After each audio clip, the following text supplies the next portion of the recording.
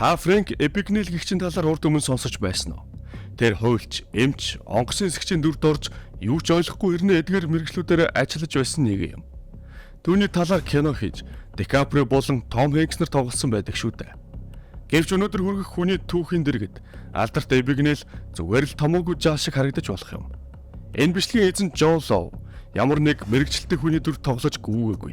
Тэр харин хязгааргүй эрх мэдэл эд хөрөнгийн эзний дүрийг маш амжилттай бүтээж хэд хэдэн орны удирдагчид болон дэлхийн санхүүгийн авраг загснууд урлаг соёлын алдартнуудын толгойг хэлбэрхаан эргүүлж тэр бумаар заллан түүгээр агуу Гэтсби шиг амьдарч чадсан нэгэн билээ. Түүний хэргийг одоо болтол шүүж байгаа бөгөөд одоогор магадгүй 21-р зууны хамгийн том, хамгийн зоригтой лөөрүүдийн нэг байж болох юм. Манай сувгийн өмнө хүргэсэн Оросын алдарт заллагч Мавродигийн түүх та бүхэд таалагдсан адил. Малайзийн жирэнлэг бизнесменийн хүү Жон Лоугийн кино шиг түүхч таалагдана гэдэгт итгэж байна. Ингээд тухлан суугаад бичлэгийг хүлээн авна уу? Жон Лоу 1981 онд Малайзийн Пенанг мужийн Жоржтаун гэх хотод төрсөн юм. Лоугийн гэр бүлийнхэн 1960-ад онд Таиландаас Малайзад нүүж ирсэн ч яг угсаа гарлын үед Жон Лоу хятад хүн гэжээ. Түүний өвөө Ментанг гэх хүн 1940-од онд их газрын хятадаас халаасандаа сохор зоосч үгүй Таиланд руу дөрвсөн ба 60-ад онд Малайзад ирэхдээ овоо хөрөнгө чинээтэй нэгэн болсон байв. Жогийн өвөө албан ёсоор бол төмрийн хөдрийн олборлолтод хөрөнгө оруулж баяжсан гэдэгч албан бус мэдээгээр опиумын хууль бус судалгаанд оролцож хөрөнгөсөн ч гэдэг юм. Харин түүний босгосон хөрөнгийг Ментагийн хүү буюу Жон Лоугийн аав Лари Лоу гэх чинь 1980-аас 90 оны үед Малайзад өсрөнгөө хөгжиж байсан оёдлын салбарт хөрөнгө оруулж амжилттай өсгсөн гэжээ. Энэ үед тэд Малайзын нэгэн дундаж фермд нэлээдгүй өндөр хувь эзэмшдэг байсан бөгөөд Лари тэндээ гэрээ хилцэл хариуцсан ажилдаг байсан ба хэдий хангалттай хөв хүртдэг хэрнээ ажиллах явцдаа гэрээ хилцлийн дундаас өөртөө ашиг унгаж байсан нь фермийн бусад хувьцаа эзэмшигчдэд тодорхой болон баригдсан байна. Ларигийн үйлдэлийг мэдсэн бусад хувьцаа эзэмшигчид түүнийг өөрийн хувиа тэдэнд хуваан зарж компаниас бүрэн гарахыг тулгасан бөгөөд Лари 15 сая доллараар бүх хувьцаагаа заран гарсан юм. Энэ мөнгөнд тухайн үед Малайзад маш их хөрөнгөд тооцогдож байжээ. Хэдийд Малайзын хэмжүүрээр маш хангалуун амьдарч байсан ч өөрийн хүү Жон Лоуд илүү ирээдүйг хүсэж бага насаас нь бэлтгэж эхэлсэн байдаг. Эхлээд бяцхан Жоржтауныхаа олон улсын сургуульд сурч байсан бол ахлах ангид орохдоо Их Британий хувийн сургууль болох Харвард руу шилжсэн юм. Нэмжлэхэд энэ сургууль нь олон ч алдарт суутай хүмүүс хүүхэд ахуудаа сурж байсан алдартай сургууль билээ. Жишээ нь жүжигчин Кембербэтчээс эхлээд зохиолч Байрон, Ротшильд, Черчилль гэх хүмүүс суралцж байсан юм. Уг сургуулийг амжилттай төгснөөр дэлхийн шилдэг томоохон их сургуулиудын үе таалах нэгддэг тул Лари хүүгийнхээ ирээдүйд асар том хөрөнгө оруулалт хийсэн нь энэ байв. Хожим тодорхой болсноор аавынх нь энэ шийдвэр Жон Лоуд үнэхээр нэмэр болсон ч гэсэн яг Лари Лоугийн төсөөлсөн шиг хэлбэрээр биш байсан юм. Харвард элсэн орсон Жон Лоугийн хамгийн түрүүнд ойлгосон нэг зүйл бол Малайзад том боломжинд орох тэдний гэрийн хөрөнгө мөнгө дэлхийн хэмжээгээр бол юу ч биш гэдгийг ойлгосон гэдэг байна. Учир нь тэнд Лоутай хамт газрын тосны магнатын хүүхдүүд, султан болон шейхүүдийн хүүхдүүд ч сурж байсан ба тэдний эцэг эхэн зөвхөн баян чинэлэгч биш, эрх мэдэлтэй өөр төвшний хүмүүсийн хүүхдүүд байсан юм. Энэ л нөхцөл байдлаас болж Жон хуурамч дүр эсгэж эхлэх гол шалтгаан болсон гэж үздэг байна. Лоу Харвард сурж байхдаа хүмүүст өөрийгөө Малайзын ханхүү гэж хэлдэг байсан бөгөөд үүндээ итгүүлэхийн тулд аавынхаа таньдаг тэр бомтныг гадагшаа аялж байх хооронд нь гэрийг нь болон усан онгоцыг нь зээлж өгөхийг гуйж ангийнхныгаа аваачдаг байсан юм. Тэр бүр үнэмшилтэй болохын тулд эцдийнхэн зургийг өөрийнхөө болон гэрийнхнийхээ зургуудаар сольдог байсан гэжээ. 15-6 настай өсвөр насныханд Лоуг үнэхээр ханхүү мөн эсхийг шалгах шаардлагач байгаагүй ба тэд Лоуг үнэхээр Малайзын ханхүү гэж итгэж байсан байна. Лоугийн сургуульд өөр Малайз хүүхдүүд байдаг байсан ба түүнийг шоолдог байсан ч Лоу тэднийг тоодоггүй, зорьсондоо хөрсөндөө сэтгэл хангалуун байдаг байсан гэжээ. Ингэж тэр бумтан болон улс орны удирдагчдын хүүхдүүд түүнийг өөрсдийнхөө нэг гэж хүлээж авдаг болсон байна. Лоу сургуулиуд төгссөний дараа Пенсильвани их сургуульд элсэн орсон ба тэндэж гисэн энэ дүр эсэх зуршлаа орхиогүй. Их сургуульд тэр түрээсийн өндөр үнэтэй тансаг машинууд уунаж хэдэг 10,000 долларын нүсэр үдшилэг зохиож аавынхаа өөрт нь илгээдэг байсан мөнгийг казино зугаа цэнгэлд бүгдийг нь үрдэг байв. Түүний энэ бүгд нь их сургуулийнхаа хамгийн нөлөө бүхий хамгийн баян айлын хүүхдүүдэд нөхөрлөх зорилготой байсан юм.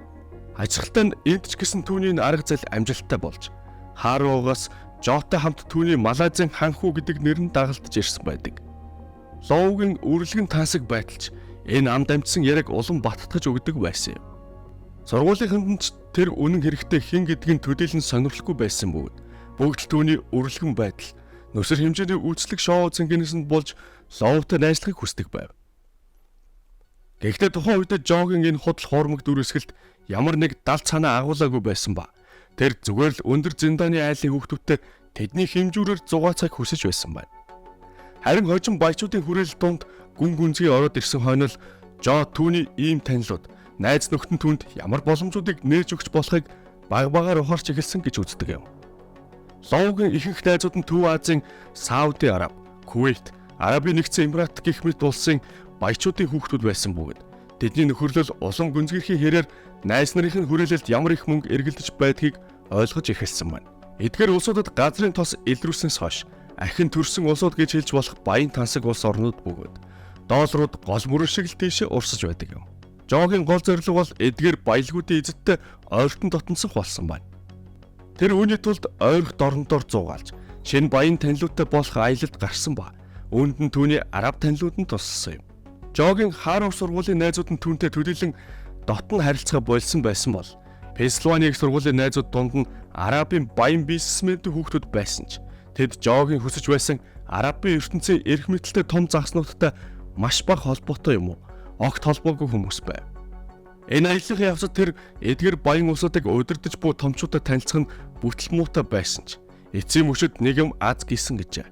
Бүтэл муутай болсноо ойлгон бараг бууж өгч байхад нь Арабын нэгдсэн Эмират улсад Жо Юсуф Аль Атайба гэх нэгэнтэй танилцсан байна.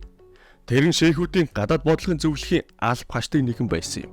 Атайба тухайн улсынхаа маш баян айлс гаралтай нэгэн байсаас гадна Америкийн эзост өндөр боловсрол эзэмшиж 30 наснда гэхэд улсдаа том муугүй улс төрийн карьер босгосон байлаа. Түүний аавд нь маш олон хүүхэд байснаас Атайба төдийлөн их хэмжээний эд хөрөнгө хүртэхгүй байсан тул улс төрд голчлон анхаарлаа хандуулж байсан юм. Тэр шейхүүдийн дэргэд ажиллаж эхлэх үедээ хязгааргүй эд хөрөнгөнд шунаж эдгээр баялагын давуу чанарыг бүрэн утгаар нь ойлгосон байсан гэж. Харин Жод аз дайрч Атайба эд хөрөнгө аль болох ахиу өсгөхийг бодож байх үед нь тэд танилцсан байна. Жорчинуудаа өөрийн сурсан чаддаг зангаараа маш баян чинэлэг нэгний дүрийг амжилттай гаргаж Атайбатай ойрхон нөхөрлөж чадсан юм. Энэ үедээ Жо өөрийн дүр эсгэх чадвараасаа гадна их сургуульд сурсан бүх зүйлээ ашиглаж чадсан гэж үздэг бөгөөд тэр эдийн засагчаар сурч байсан тул ойрох дорнод болон Зүүнүүд Азийн эдийн засгийн харилцаа ямар ашигтай байж болох талаар Атайбад итгүүлж чадсан байна. Жо өөрийнхөө зүүн өмнөд Азид тэр дундаа Малайзда маш өндөр эрх мэдэлтэй хүмүүстэй дотн нөхөрлөдөг гэж Атайбад ойлгуулжээ. Атайбач Жогийн орхинд орж түүнд бүрэн итгэж байсан ба өөр хэд хэдэн өөрийнхөө хүрээллийг хүмүүстэй танилцуулсан юм. Эдгээр танилцуулсан хүмүүсийн дунд Жогийн хувьд маш чухал нэгэн байсан нь Халдун Халиф Аль Мубарак гэх хүн байсан бөгөөд Mubadala Development гэх ойрох дорнодын томоохон хөрөнгө оруулалтын сангуудын нэгийг удирддаг хүн байв. Аль Мубарак хэдэн 10 тэрбумтай хөрөнгө оруулалтын санг удирдах нь түүнийг яг л Жогийн эрен хайж байсан гол бай болгож байсан юм. Жо түүнд Атайбад ярьж өгсөн бүх зүйлээ ярьсан ч Аль Мубарак эдийн засгийн асуудалд илүү нягхуур ханддаг нэгэн байсан тул Жогийн үгэнд шууд итгээгүй ба арай болгоомжтой хандаж байсан байна. Тэр Жод галзуу хурдтай өсөж буй Зүүнүүд Азийн эдийн засагт хөрөнгө оруулахын ач холбогдлын талаар ярьж өгөх биш, илүү бодит тодорхой санал дэвшүүлэхийг хүсжээ. Энэ логийн хувьд жинхэнэ алдаж боломгүй том боломж болсон юм. Тэр хэдэн тэрбумаар тоологдох хөрөнгөтэй Эрдэнэсийн сангийн эзнийг орхитож чадхад маш ойрхон байлаа. Тэр үед Жод яг саяны шиг зүйлийг өөрийн эх орондоо хийх хэрэгтэй болсон бөгөөд тэгж чадвал дөнгөж их сургуулаа төгссөн жаал жинхэнэ том тоглогчдын том өнгөний ертөнцид хөл тавих байсан юм. Уг том тоглоомд Жог оруулж өгөх түлхүүр нь Малайзийн Искандар гэх мега төсөл байсан ба энэ төсөл нь Сингапуртай өрсөлдөхөц эдийн засгийн төв барих асар том төсөл байжээ. Лоу уг төслийг хэрэгжүүлж буй Хасан гэх сан нь томоохон хэмжээний хөрөнгө оруулах өөр сантай хамтран ажиллахаар эрен хайж байгааг олж мэдэн шууд Хасан сантай холбогдож өөрийгөө Mubadala Development сангийн Малайз дахь алтан бус төлөөлөгч гэж танилцуулжээ. Тэр Mubadala Development сан хөрөнгө оруулах төсөл хайж байгаа. Танаа Искандар төслийг маш ихээр сонирхож байна гэж тэдэнд хэлсэн байна. Хасан сангийнхан мэдээж нааштай хариу хэлсэн бөгөөд Лоу тэр даруй Эмират руу нисэж Mubadala сангийн Аль Мубаракт өөрийгөө Хасан сангийн алтан бус төлөөлөгч гэж ахин танилцуулжээ. Гэвч үнэн хэрэгтээ Жо энэ бүх ажиллагаанд хийж биш. Хөндлөнгийн нөхөр байсан ч тийм үнэмшилтэд өрдөө орж асар том 2 санг өөртөө итгүүлж чадсан байна. Энэ том мөнгөний үндэстэн дамнасан хилцлийг хийж чадсан баатрын дүрээр тэр Малайзын улс төрч Нажиб Разак гэгчтэй уулзсан юм. Лов их мөнгөний ертөнцид амжилттай тоглоход нь түүнд улс төрийн дэмжлэг хэрэгтэй гэж үзсэнд бол Нажиб дээр очсон нь тэр байв. Харин Нажиб Разак энэ зорилгод нь яг тохирсон нэгэн байжээ. Лов Нажибын хамаатан Риса Асис гэгчтэй нэг байранд амьдардаг, бие биенээ бүхэл насаараа таньдаг нөхдүүд байсан байна. Удахгүй ерөнхий сайд болно гэж яригддаг байсан Нажибтэй ойртож дотсоход нь төдийлөн асуудал үүсээгүй гэжээ. Лов Нажиб дээр саналтай гэхээсээ илүү өргөл барьц бэлэгсэлттэй ирсэн гэхэд болно. Тэр чухал хүнийхээ дүрд орон Разактай уулзсан ба улс орны хөгжилтч үнэмлэхүй дэмжлэг болох маш чухал хилцээрийг хийсэн гэдгээ хэлжээ. Мөн тэр өөрийгөө олон нийтэд ил гарч бүх алдар хүндийг хүртэхийг хүсээгүй тул ард түмний дэмжлэг хайр хүндлэл ус агаар мэт хэрэгтэй Нажибыг өөрийнх нь өмнөөс гавьяатай мэт харагдаж энэ бүгдийг хийсэн нэгэн мэт харагдуулах санал тавьсан нь Нажиб Разакт тун ихээр таалагдсан байна. Ловгийн саналыг Нажиб Разак талархан хүлээн авснаар нөхцөл байдал Ловгийн хувьд байж бол хамгийн сайнараа эргэсэн юм. Ойролт орондын хязгааргүй баян түншүүд нь Ловгийн Малайз дахь эрх мэдэлд нь итгэсэн бол харин Малайзын сангийнхан түүнийг ойролт орондын ёроолгүй Эрдэнэсийн сангийн эзэдтэй ойр дотны харилцаатай гэдэгт мөн итгэсэн байна. Үүн дээр нэмээд төд удалгүй улстай хамгийн гол хүн болох улс төрч түүний халаасанд яваад орсон нь Ловгийн гайхамшигт төсөөлөл зүүд зэрэглээ биелээ олсон явдал болсон юм. Лов чухал хүний дүр бүтээж түүндээ эргэн тойрныхноо итгүүлснээс гадна өөрөө ч итгэж эхэлсэн байна. Энэ үед Лов өөрийн энэ бодит болгосон үлгэрээс ашиг олох үлдсэн юм. Дээр дурдсан хилцлийн үр дүнд Малайзууд Мубадала Development-аас хагас тэрбум долларын санхүүжилт авсан бөгөөд Мубадала санг дагаж орж ирсэн өөр ойролт орондын хөрөнгө оруулалтын сангуудаас ч хэдэн сая доллар авсан байна. Тэгэхээр хилцлийн үр дүнд бүгд ашигтай ажилласан ч Лов төлөөлөгч нь гэж өөрийгөө танилцуулсан тул ямар нэг хувь шимтгэл авах аргагүй байсан ч энэ хамтрагчтай ашиглан өөр аргаар мөнгө олохоор шийдсэн юм. Одоо энэ талаар нь ярив. Лов Виржиний арлууд дээр компани нээгээд уг компанийнхаа хувьцааг өнөөх алдарт хилцэлд оролцсон талуудын баян чинэлэг нэр хүндтэй хүмүүст бэлэглээд уг үйлдэлээ үндэстэн дамнасан том хилцэлд нь оролцож тус хүргэсэнд талархаж байгаагаа илэрхийлж өөрийн зүгээс өгч буй бэлэг гэж тайлбарлсан байна. Энэ өөрийн ирээдүйн хөрөнгнөөс бэлэглэж байгаа явдал гэж итгүүлсэн гэжээ. Өнөөх хүмүүс нь ч Ловгийн төгс дүр төрхөнд итгэж байсан тул бэлгийг нь талархан авсан юм. Гэвч үнэн хэрэгтээ Лов өөр зүйл сэтгэсэн байлаа. Хувьцаагаа эдгээр хөрөнгө чинээгээр алдартай хүмүүст өгснөхөө дараа Лов өөрийн эзэмших хувьцаагаа барин Малайзын банкудаар явж зээл хүссэн гэжээ. Энэ ч амжилттай болж ийм баян чинэлэг ойролт орондын алдартай хүмүүсийн хувь эзэмшдэг компаниг нь барьцаалж түүнд 20 сая долларын зээл өгсөн байна. Харин Лов эдгээр мөнгөөр өнөөх скандал төсөлд барилга барьж буй хэдэн компаниг худалдан авч мөн барилга баригдах ёстой байсан газрыг нь өөрийн холбоо сүлжээгээр дамжуулан худалдан авсан гэжээ. Үүнийхээ дараа тэр Сейшелийн арлууд дээр хэд хэдэн офшор компани байгуулж тэдгээртээ Adia Investment Corporation, Kia Investment Corporation гэх мэт нэрүүд өгсөн юм. Эдгээр нэрүүд нь зүгээр сонгогдоогүй нэр сойжээ. Adia буюу Abu Dhabi Investment Authority, Kia буюу Kuwait Investment Authority гэх хэдэн зуун тэрбумын хөрөнгөтэй томоохон хөрөнгө оруулалтын санта ойролцоо нэр сонгож өгсөн нь дараагийн лөөврийн ажилтан холбоотой байсан юм.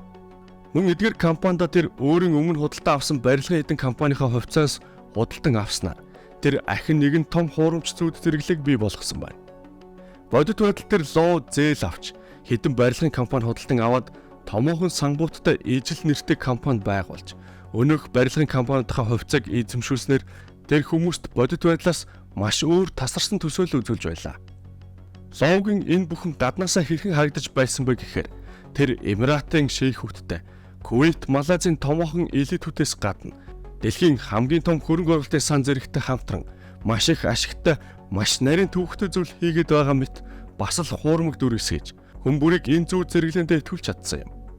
Ийм хүмүүс, ийм хэмжээний байгууллагууд алдаа гаргаад байна гэж хинч бодож зөрөхгүй байсан тул Ловд төдий чинээгээрээ итгэж нэр хүндэн ч өсч байлаа. Энэ үед Ловд маш баян бөгөөд тэмч ухаалаг биш нэгнийг олж энэ зүйд зэрэглээг өндөр үнээр худалдах үлдсэн юм. Тэр хүн нь удалгүй олдсон бөгөөд Малайзын Саравак мужийн тэргүүн Таиб Махмуд гэгч байлаа. Таиб Ловгийн барилгын компаниуд болон газрыг нь анхны гаргасан мөнгнөөс нь 5 дахин их буюу $110 сая худалдан авсан юм.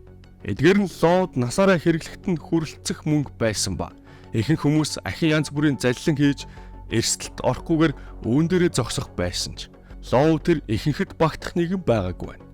Лод агаараас мөнгө олох энэ арга барилдаа жинхэнэ амтарсан байсан бөгөөд өргөжлүүлэн мөнгө хийхдээ бэлдэж байлаа. Тэр аль хэдийн дараагийнхаа лөөрийн төлөвийг боловсруулсан байжээ. Түүний дараагийн үйлдэл бол өөрөө сан үүсгэж болох байтал яах гэж өөр сангуудыг холбох хэрэгтэй гэж тэр бодсон юм. Жон Лод энэ удаад ерөнхий сайд болоод удаагүй байсан эртний найз Нажиб Разакын хэрэг болсон байна. Өнгөрсөн хугацаанд нөхөрлөлийнхөө явцад Лод түүний гэр бүлэхэд чамгүй анхаарал хандуулж, хүүхдүүдэд нь мөнгө өгч, гадаадд сурах сургалтын төлбөрийг төлөх зэрэгээр тал засахаас гадна Нажибын эхнэрийг тансаг бэлгүүдээр болдог байв. Энэ ч тун зөв үйлдэлүүд байсан бөгөөд эхнэр нь ерөнхий сайд Нажибд тун ихээр нөлөөлдөг хүн байсан юм.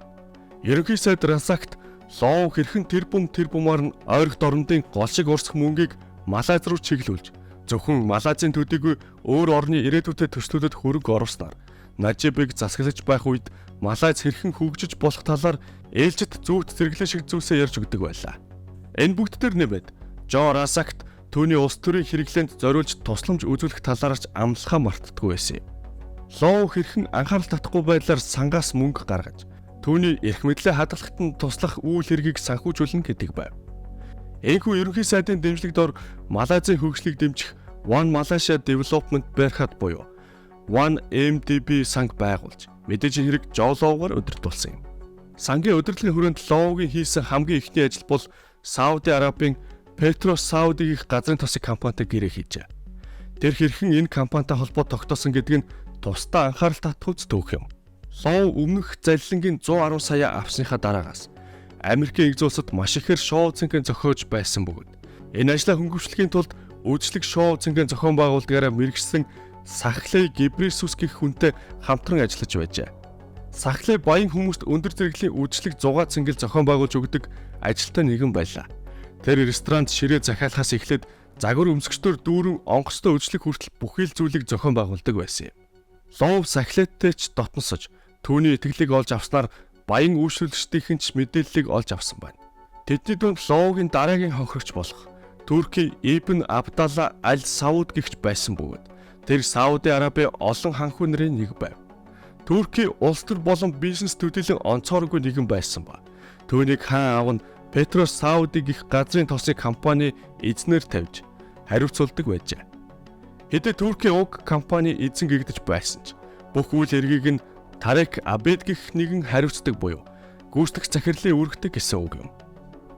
Лод Сахлейгаар дамжуулан ханхүүтэй холбоо тогтоож өөрийн сурсан янзаараа өндөр сэтгэл төрүүлж чадсан ба өөрийгөө 1MDB сангийн тэргүүн мөн Малайзын улс төрд нөлөө бүхий итгэхэд Малайзын ерөнхий сайтай гурвалсан уулзалт хийвэл маш ашигтай бизнес санал тавьмаар байгаагаа хэлжээ. Харин ерөнхий сайд Нажиб Лод өөрийгөө Сауди Арабын хааны гэр бүлийнхэнтэй тун дотн харилцаатай тул тэд хөрөнгө оруулахаар сонирхож байна гэж итгүүлсэн юм. Үүний дүнд Малайзын ерөнхий сайд Нажиб Разак, Саудын ханхүү Турки болон Жон Лод нар өөрсдийн ойрын хүрээлэнхний хамт уулзалт зохион байгуулсан байна. Уг уулзалтын үр дүнд тэд хамтдаа газрын тос олборлох төсөл эхлүүлэх болсон ба Petros Saudi 2.1 тэрбум долларын өсгөтэй Туркмен болон Аргентинд байх газрын тосны орд газруудаа олборлолтод оруулах бол 1MDB 1 тэрбум долларыг гарган олборлох ажиллагаанд зарцуулах болсон байна. Нэг үгээр хэлбэл Petros Saudi өөрийн орд газраа ашиглуулж 1MDB Малайз улсын төсвийн хөрөнгөөр үүнийг нь олборлоно гэсэн үг юм. Энэ хамтарсан төслийг Малайзын талаас мэдээж Жон Лод төлөөлөн удирдах байсан бол Petros Saudi-гийн талаас өмнө дурдсан Petros Saudi-гийн гүйцэтгэх захирал Тарек Абед гихч удирдах болсон юм. Тэд танилцаад маш урдан нөхөрлөж, ижил сонирхлоо олсон гэдэг байна. Товчхондоо бол бодит байдал дээр олборлолтод бүх мөнгө өргөх шаардлага байхгүй гэж тэд үзсэн ба юм хийж байгаа мэт харагдахад $300 сая хангалттай. Харин үлдсэн 700 саяар нь цагийг хамаагүй хөгжилтэй өнгөрөхөөр болсон юм. Лод Тарек хоёр хэрхэн үүнийг хийсэн талаар дэлгэрэнгүй яриул маш уйдгартай байж болох тул товчхон хүргэе. Тэд Каймоны арлууд дээр Good Star Limited гэх компани байгуулад 1MDB болон Petros Saudi-гийн хамтарсан данс эзэмшиж байсан банкнуудын удирдлагуудыг хамтарсан дансандаа 300 саяыг үлдээж, үлдсэн 700-ыг Good Star Limited-ийнхээ данс руу хийлгэж дөнгөсөн байна. Энэ 700 саяыг Петрос Саудигийн өрийг дарж байна гэж ойлгуулсан гэжээ. Гэвч үнэн хэрэгтээ Петрос Саудид ямар ч үр байгаагүй ба Лоугийн саяхан нээсэн компани данс руу өнөөх мөнгө нь орж түүний мэдэлд ирсэн байна. Лоурдж авсан 700 сая доллароос Лоу 250 саяыг нь Тарик төгсөн гэжээ. Харин Тарик энэ мөнгнөөс өөрийн эзэн ханхуд зарим хэсгийг нь өгсөн бол Лоу өөрийн хувиа өөрийн болон ерөнхий сайд Нажибын тансаг хэрэглээнд зарцуулснаас гадна ерөнхий сайдын улс төрийн карьерийг дэмжихэд ашигласан байна. Энэ маягаараа Лоу мөнгөнд тун өөрлөгөн хандаж, ердөө жилийн дараа гэхэд тэдний хамтын санд ахин мөнгө хэрэг болсон юм. Тэгэхэд нь ерөнхий сайд Нажиб улсынхаа төсвөөс ахин 800 сая доллар гаргаж өгсөн ба. Эдгээр нь мөн янз бүрийн аргаар Лоугийн дансууд руу орснод хожим тогтоогджээ. Мэдээж хэрэг энэ 800 сая доллар сангийн нөхцөл байдалд ямар ч нэмэр болоогүй бөгөөд бүхий л үзүүлэлтээр сан алдагдaltaй ажиллаж байлаа. Гэвч энэ талаар дотор нь байгаа хүмүүс л ойлгож байснаас гаднаасаа бол маш ашигтай ажиллаж байгаа мэт харагдаж байсан юм. 1MDB хожим хаагдтлаа цаасан дээр тунч амжилттай ажиллаж байгаа мэт харагдаж байсан нь Лоугийн өнөөхөл зүүд зэрэглээ. Хуурмаг дүр бүтээх чадварын ачаар ингэж харагдахад нөлөөсөн гэж үздэг байна. Хөндлөнгийн шинжээшид гэгдэж байгаач үнэн дээр Лоуд авилгадуулсан мэрэгчлэтнүүд нь газрын тосын олборлтын дүнг ихсгэж дүгнэлт гаргаж байсан бол маш олон зүйлээр нүдэ анаад өнгөрөх санхүүгийн тайлангууд гаргах компани ачаар энэ бүгд нь илэрхгүй байсан юм. Сая дурдсан аргууд дээр нэмээд Джон Лоугийн л толгооноос гарах янз бүрийн санхүүгийн махинацуудаар 1MDB сан цаасан дээр алдагдaltaй байтугай эсрэгээр бүр ашигч үзүүлдэг байж. Гэвч бодит байдал дээр төсөлдөөч хүрч чадаагүй замаасаа шамжигтуулчихсан мөнгө нь өөрчгүйн тодорхой шүү дээ. Тиймээс цаг явахын хэрээр 1MDB-ч Джон Лоуч мөнгөгүй болж эхлэж байсан юм. Энэ л үед ахин ямар нэг лөөрийн схем зохиохгүй л бол Джон Лоу биш болох байсан тул тэр мэдээж хэрэг дараагийнхаа ажилд ханцуу шамлан орсон байна. Түүний зохиосон дараагийн аргаар бол 1MDB цахилгаан станцууд эзэмшдэг компаниудыг худалдан авч тэдгээр компаниудаа нэгтгэхэд хөрөнгийн зах зээлд гаргах байсан юм.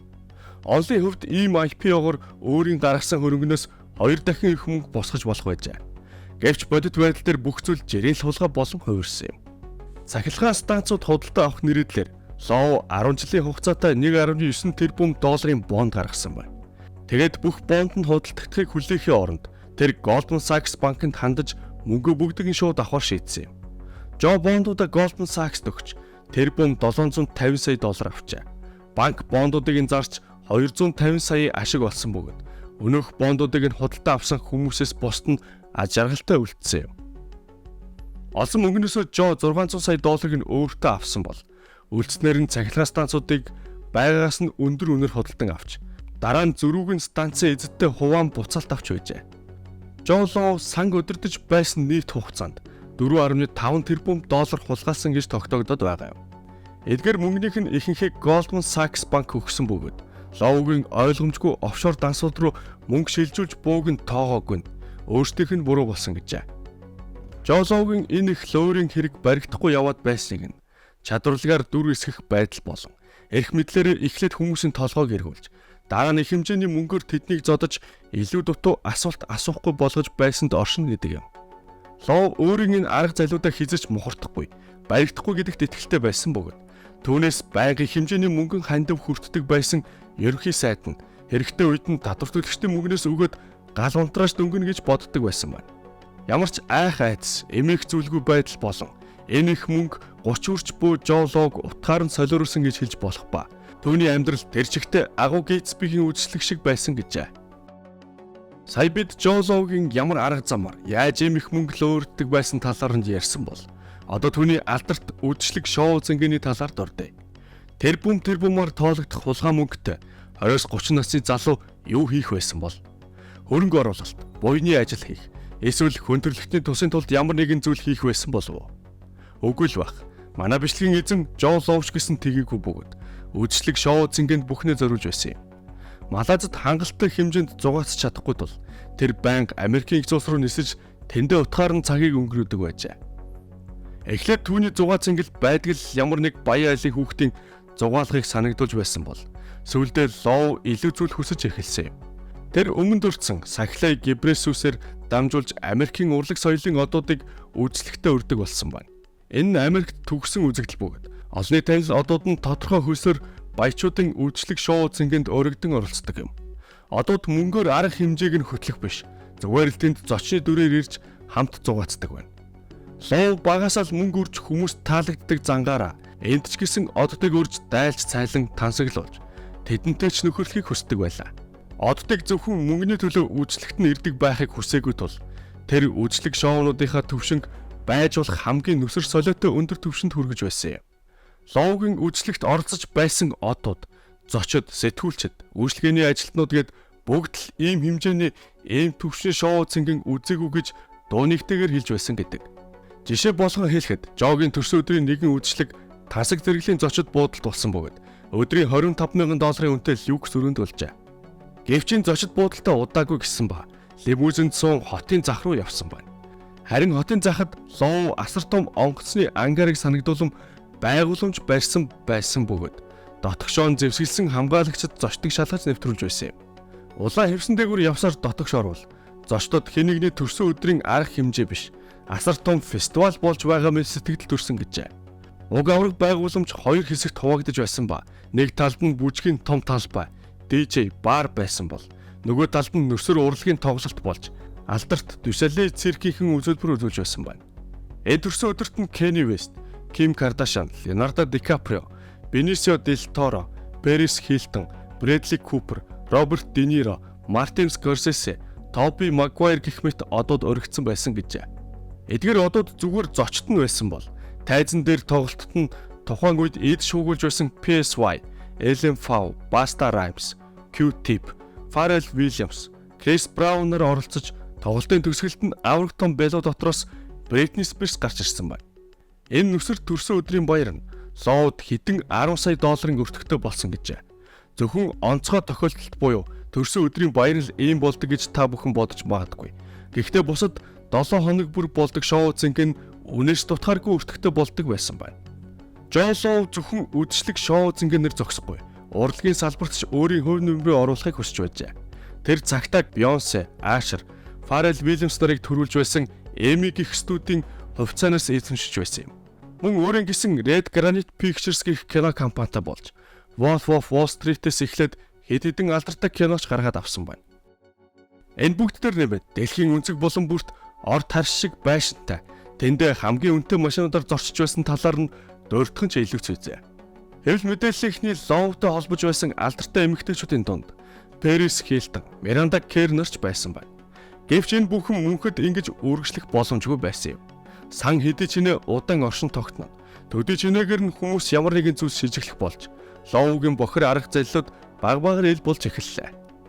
Энэ бүгд төр түрүүнд дурдсан Ловгийн зугаа цэнгэлээр дүүрэн амьдрал хүмүүсийн итгэлийг тэмч нэмэгдүүлэхгүй байсан юм. Бичлэгийн эхнээс өдөг хүртэл ярьсан бүх зүйлээс та бүхэнд Жон Лов зүгээр нэг асар их мөнгө хулгайлаад түүгээрээ шоудчихсан алсын хараагүй гар шиг харагдаж байж болох юм. Гэвч тэр энэ бүгдээ хийхдээ маш нарийн төвөгтэй асуудлууд шийдэж асар их аз эз мэдсэн зүйл хийж байсан гэдгийг хүлээн зөвшөөрөхгүй өнгөрч болохгүй. Тэр хулгай мөнгө цэвэрхэн гаргаж авахын тулд маш олон янзын толгой иргэн мөнгөний говьуулгууд ийш тийш нь данс хооронд хийсний эцэст энэ их мөнгө аавынхаа данснаас өөрийн лүгээ авдаг байж. Тэгэхээр Жон хүний нүдэнд бол баян аавынхаа мөнгөөр туйлаад байгаа мэтч сэтгэл төрж болохоор сайн нууцлсан байсан юм. Жон Лов эдгээр мөнгөө шоу цэнгэнээс гадна өмнө дурдсанчлан кино компани байгуулах, дуу бичлэгийн студийн хувь эзэмших, дэлхийн өнцөг булан бүрт тансаг зэрэглэлийн үйл хөдлөх хөрөнгө худалдан авах, зочид буудлууд эзэмшиж байлаа. Эдгээрээс гадна уран зургууд худалдан авч, зориултын банкнд тэдгэрийг хадгалуулдаг байжээ. Жон Ловгийн хөрөнгө оруулалт дундаас хамгийн найдвартай, хамгийн зөв зүйл нь мэдээж Малайзийн хамгийн хүчрэг улс төрчид оруулсан хөрөнгө оруулалт байсан юм. Түүнийхээ чачаар Жон Лов Малайзад дархлагдсан нэгэн болсон ч аюул занал хэлэл Малайзаас биш, түүний гаднаас ирсэн байдаг.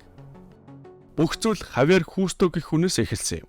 Тэр Петро Саудигийн Лондон дах салбарын эрхлэгчээр ажиллаж байсан бөгөөд Ловгийн нэгэн шижигтэй үйлдэл анхаарлыг нь татсан байна. Хавьер үүнийгээ лавшруулан судлаад Петро Саудигийн удирдлагууд буюу өөрийнх нь удирдлагч энд хамааралтай болж мэджээ. Тэр үүнийгээ мэдсэний дараа шууд илчлээгүй бөгөөд 2 жил гарan юу ч болоогүй мэт ажиллаа хийсэн байдаг. Хавьер энэ хугацаанд компани сервер дээрээс хууль бус үйлдэлүүдийг нотлох баримт бичиг, имэйл зэргийг нь хуулбарлан авсаар байжээ. Тэр нийтдээ 140 гигабайт мэдээ хулгайлсан ба цаашид өөрт нь хэрэг болно гэж бодож байсан юм. Үнэхээр ч Хусто хожим ажилласаа гарах үед Петро Саудигаас түүний авах ёстой ажилласан хугацааны амралтын мөнгийг дутуу олгосон байна. Энэ түүний авах ёстой байсан мөнгөний тал байсан ба Хусто өөрийн мөнгө бүрэн авахын тулд компани удирдлагыг өөрийн хуулбарлаж авсан мэдээллүүдээр сүрдүүлж эхэлсэн юм. Гэвч энэ сүрдүүлэг хүрэх ёстой дээд шатандаа хүрээгүй ба нэгэн хурган дарга дур мэдэн Хустог үл тоосон байна. Тэгэхэд Петро Саудигийн том удирдлагууд юм уу? Жо Лоу энэ талаар мэдсэн бол зохих ёсоор анхаарч олон нийтэд ил болохгүй байсан ч гэж хожим үздэг юм. Хусто амжилтгүй болсон сүрдүүлгийнхээ дараа баг зэрэг гуниглаад Петро Саудигаас өөрийнх нь авах ёстой мөнгөн дүнтэй тэнцэх мөнгөөр энэ мэдээллийг нь худалдаа авах нэгнийг хайсан гэжээ. Тэр тэмч удаан хайгаагүй ба Малайзийн сөрөг хүчний сонныхон энэ мэдээг уухантаас худалдаа авсан байна. Ингэж 2015 оны 2 дугаар сарын 28-ны өдөр Малайзийн нэгэн сонинд 100-ны хулгай гэх нэрээр нийтлэл гарснаар бүх зүйл эхэлжээ. Уг нийтлэлд Жо Лоугийн бүхэл хулгайлан өөрийн талаар байсан бөгөөд энэ түүний замналын төгсгөл болсон байна. Ил ам гарсан даруйд ерөнхий сайд Разак Лоуг аль нэг тийшээ зугтааж нуугдахыг хүссэн бөгөөд өөрөө золтоол эрх мэдлээ алдчихсангүй. Сөрөг хүчнийх нь маш олон хүн хамарсан нүсэр бослог тэмцэл хийж байсан ч Разак тэр бүгдийг нь дарж өөрийн ерөнхий сайдын эрх мэдлээ хадгалж чадсан юм. Олон нийтийн анхаарч Разак гэхээсээ илүү Жо Лоу дээр төвлөрч байсан байна. Шүгэл үлээс анхны нийтлэлийн дараа Wall Street Journal-ийн сэтгүүлчид уг дүүхийг сонирхон өөрсдийн мөрдлөгийг эхлүүлсэн юм. Тэд 1MDB сан дотор мэдээлэгч олж хэдэн сарын турш Лоугийн бүхэл арга технологиг маш нарийн судалж мөрдлөгийнхөө материалыг тун дэлгэрэнгүй нийтлснээр Жо Лоуд ямар ч аврал үлдсэнгүй. Лоугийн Америк, Сингапур, Швейцар дахь данснуудыг царцааж найз нөхөд байсан одууд нь нэг нэгээрээ түүнтэй нөхөрлөж байснаа үгүйсгэж эхэлсэн байна. Харин Лоуд өөрт нь хэд хэдэн оронд эрүүгийн хэрэг нээн шалгаж эхэлсэн ч тэр өдөг бол ямар нэгэн ял шийтгэл аваагүй байгаа юм. Лоугийн Луврын хамтрагчид зохих шийтгэлээ хүртэж эхэлсэн нь ханхүү Турки болон Тарек Абеднер нутагтаа авилгад өртсөн гэж буруутгагдсан бол 2018 онд сонгуульд ялагдл хүлээсэн Нажиб Разак мөн авилгад өртсөн гэж буруутгагджээ. Эцээст ийм төрлийн хулгайд болдогчлон хамаг хохирол Малайзийн татвар төлөгч ард түмний нуруунд дээр ирсэн бөгөөд улсын мөнгөөр энэ бүх хэдэн тэрбумын хохирлыг нь барагдуулж байгаа юм байна. Жо Лоугийн тухайд гэвэл тэр өдийг болтол баригдаагүй байгаа ба зарим нэг нь түүнийг хятадд нуугдаж байгаа гэдэг бол зарим их сурвалжид Таиландд ч байгаа гэлцдэг юм.